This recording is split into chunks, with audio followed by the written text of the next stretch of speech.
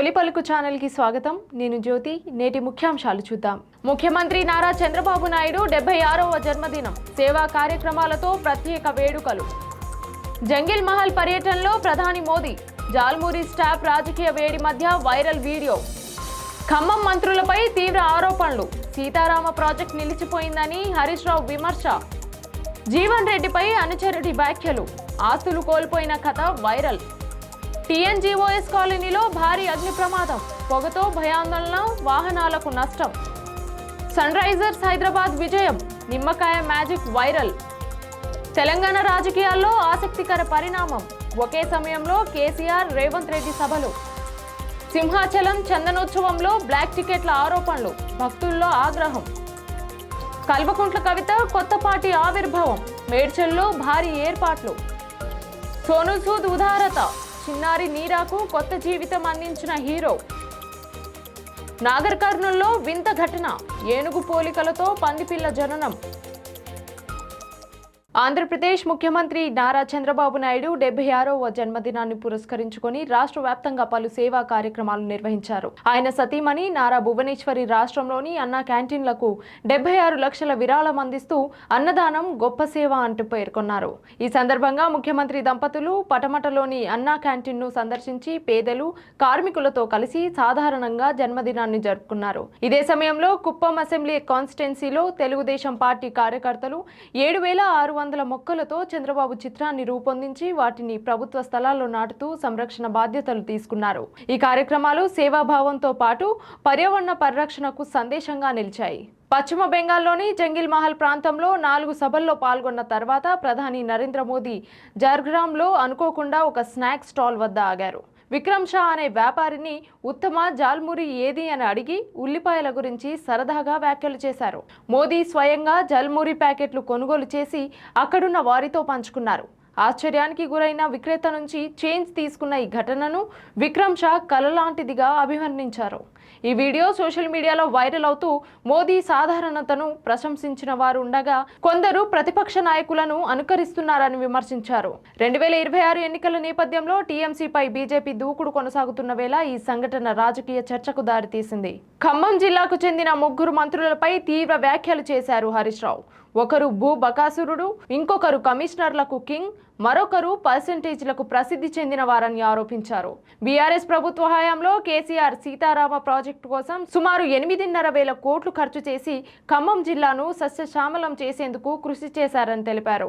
అయితే ప్రస్తుత ప్రభుత్వంలో ఆ ప్రాజెక్టు పూర్తిగా నిర్లక్ష్యానికి గురైందని, తట్టెడు మట్టి కూడా ఎత్తకుండా పనులు నిలిపివేశారని ఆరోపించారు. దీంతో రైతులకు నష్టం వాటిల్లుతోందని, వెంటనే పనులు పునఃప్రారంభించాలని ఆయన డిమాండ్ చేశారు. కాంగ్రెస్ నేత జీవన్ రెడ్డికి సంబంధించిన వ్యాఖ్యలు ప్రస్తుతం చర్చనీయాంశంగా మారాయి. 1983లో కాంగ్రెస్ పార్టీలో చేరిన సమయంలో ఆయనకు 70 ఎకరాల భూమి, 40 మంది పాలేరులు ఉండేవారని, అయితే పార్టీ కండువ కప్పుకున్న తర్వాత ఆస్తులన్నీ కోల్పోయారని ఒక అనుచరుడు ఆవేదన వ్యక్తం చేశాడు. కాంగ్రెస్లో చేరినందుకే ఈ పరిస్థితి ఎదురైందా అంటూ కన్నీరు పెట్టుకున్న అతని వ్యాఖ్యలు సోషల్ మీడియాలో వైరల్ అవుతున్నాయి. ఈ వ్యాఖ్యలపై రాజకీయ వర్గాల్లో భిన్నాభిప్రాయాలు వ్యక్తమవుతున్నాయి. హైదరాబాద్లోని టీఎన్జీఓఎస్ కాలనీలో అపార్ట్మెంట్ సెల్లార్లో భారీ అగ్ని ప్రమాదం చోటు చేసుకుంది. ఒక్కసారిగా మంటలు చెలరేగడంతో దట్టమైన పొగ భవనాన్ని కమ్మేయడంతో నివాసితులు భయాందోళనకు గురయ్యారు. ఊపిరాడక 2 వ్యక్తులు తీవ్ర అస్వస్థకు గురికాగా ఎలాంటి ప్రాణ నష్టం సంభవించలేదని అధికారులు తెలిపారు.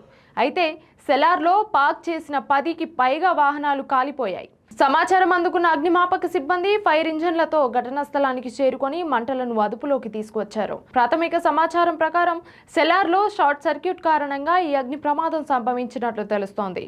ఐపీఎల్ 2026లో భాగంగా హైదరాబాద్ ఉప్పల్ స్టేడియంలో శనివారం జరిగిన మ్యాచ్లో చెన్నై సూపర్ కింగ్స్ పై సన్ రైజర్స్ హైదరాబాద్ ఘన విజయం సాధించింది. ట్రావిస్ హెడ్, ఇషాన్ కిషన్ రాణించడంతో హైదరాబాద్ 194 పరుగులు చేయగా చెన్నై 184 పరుగులకే పరిమితమైంది. అయితే ఈ మ్యాచ్లో ఆట కంటే కూడా గ్యాలరీలో ఒక హైదరాబాద్ అభిమాని చేసిన నిమ్మకాయ విన్యాసం సోషల్ మీడియాలో హాట్ టాపిక్ అయింది. శివం దూబే అవుట్ కావడానికి ముందు ఒక అభిమాని నిమ్మకాయలతో చేసిన వింత పనిని నెటిజన్లు లైవ్ చేతబడి అంటూ మీమ్స్ తో వైరల్ చేశారు. దీనిపై చెన్నై టీం ఫిర్యాదు చేసినట్లు సోషల్ మీడియాలో వచ్చిన ఫోటోలు అబద్ధం అని తేలడంతో ఇరు జట్ల అభిమానుల మధ్య ఇది ఒక సరదా చర్చగా మిగిలిపోయింది. తెలంగాణ రాజకీయాల్లో ఈ రోజు ఒక ఆసక్తికర సన్నివేశం కనిపించబోతోంది. మాజీ ముఖ్యమంత్రి కేసీఆర్ జగిత్యాలలో నిర్వహిస్తున్న ప్రజా ఆశీర్వాద సభలో సాయంత్రం 6:15 ప్రసంగించనున్నారు. సరిగ్గా అదే సమయంలో ముఖ్యమంత్రి రేవంత్ రెడ్డి మేడిగడ్డ పర్యటనలో భాగంగా కాటారం మండలం నస్తూర్పల్లిలో జరిగే బహిరంగ సభలో మాట్లాడనున్నారు. రాష్ట్రంలోని ఇద్దరు ప్రధాన నాయకులు ఒకే టైంకు వేర్వేరు సభల్లో ప్రసంగిస్తుండటంతో ప్రజలందరి దృష్టి ఇప్పుడు వీరిద్దరి వైపు మళ్లింది. ఇద్దరు నేతలు ఒకరిపై ఒకరు ఎలాంటి విమర్శలు చేసుకుంటారోనని రాజకీయ వర్గాల్లో ఆసక్తికర చర్చ జరుగుతోంది. విశాఖపట్నంలోని సింహాచలం శ్రీ లక్ష్మీ నరసింహస్వామి టెంపుల్లో జరుగుతున్న చందనోత్సవంలో బ్లాక్ టికెట్ల దందా జరుగుతున్నట్లు ఆరోపణలు వెల్లువెత్తుతున్నాయి. ఎగ్జిక్యూటివ్ కేటగిరీలో 1500 టికెట్లను కేవలం 2000 మందికే ఇస్తామని ముందుగా ప్రకటన ఇచ్చినా అక్కడికి వెళ్లి చూసిన భక్తులు మాత్రం వేలాది మందిని లోపలికి అనుమతిస్తున్నారని అంటున్నారు. దీనిపై భక్తుల్లో తీవ్ర అసంతృప్తి వ్యక్తమవుతోంది. టికెట్ వ్యవస్థలో పారదర్శకత లేదనే విమర్శలు వినిపిస్తున్నాయి. ఈ వ్యవహారం ఆలయ నిర్వహణపై ప్రశ్నలు లేవనెత్తుతూ అధికారుల స్పందనపై అందరి దృష్టి పడింది. జాగృతి అధ్యక్షురాలు కల్వకుంట్ల కవిత ఏప్రిల్ 25న నిర్వహించనున్న నూతన పార్టీ ఆవిర్భావ సభకు మేడ్చల్ జిల్లాలో విస్తృత ఏర్పాట్లు చేశారు. మునీరాబాద్లోని ఆద్వా కన్వెన్షన్ వద్ద సభా ప్రాంగణం, పార్కింగ్ వంటి అంశాల్లో ఎలాంటి సమస్యలు తలెత్తకుండా ముందస్తు చర్యలు చేపట్టారు. సభ విజయవంతం కావడానికి మేడ్చల్ జిల్లా అధ్యక్షుడు రామిడి వెంకటరెడ్డి స్వయంగా పర్యవేక్షిస్తూ ఏర్పాట్లను సమీక్షించారు. ఈ కార్యక్రమానికి పెద్ద సంఖ్యలో కార్యకర్తలు హాజరు కానున్న నేపథ్యంలో అన్ని ఏర్పాట్లు పూర్తి చేసినట్లు నాయకులు తెలిపారు. ప్రముఖ నటుడు, మానవతావాది సోనూ సూద్ మరోసారి తన ఉదారతను చాటుకున్నారు. తీవ్ర అనారోగ్యంతో ప్రాణాపాయ స్థితిలో ఉన్న నీరా అనే చిన్నారికి జూపిటర్ హాస్పిటల్ వైద్యుల సహకారంతో శస్త్రచికిత్స చేయించి కొత్త జీవితాన్ని అందించారు. ఎన్నో చోట్ల నిరాశ ఎదురైనా ఆశ వదలని నీరా తల్లి పోరాటానికి సోనూ అండగా నిలిచారు. అసాధ్యాన్ని సుసాధ్యం చేసిన వైద్య బృందానికి కృతజ్ఞతలు తెలుపుతూ ఎవరి జీవితం పైన ఆశ వదులుకోవద్దని ఆయన ట్వీట్ చేశారు. నాగర్ కర్నూలు జిల్లాలోని పెద్దకొత్తపల్లి మండలం కార్పాముల గ్రామంలో అరుదైన ఘటన చోటు చేసుకుంది. వెంకటయ్య అనే రైతు వద్ద పంది 7 పిల్లలకు జన్మనివ్వగా వాటిలో ఒకటి ఏనుగు పోలికలతో కనిపించింది. తొండ లాంటి ముక్కు, పెద్ద చెవులతో వింతగా ఉన్న ఆ పంది పిల్లను చూడడానికి గ్రామస్తులు భారీగా చేరుకొని వీడియోలు, ఫోటోలు తీశారు.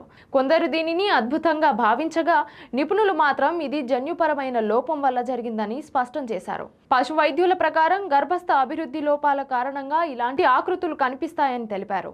అయితే ఆ వింత పంది పిల్ల పుట్టిన కొద్దిసేపటికే మృతి చెందినట్లు సమాచారం. ఇది ఇవాల్టి బులెటిన్ అప్డేట్స్. మరొక బులెటిన్తో మళ్ళీ కలుద్దాం. చూస్తూ ఉండండి తొలి పలుకు న్యూస్.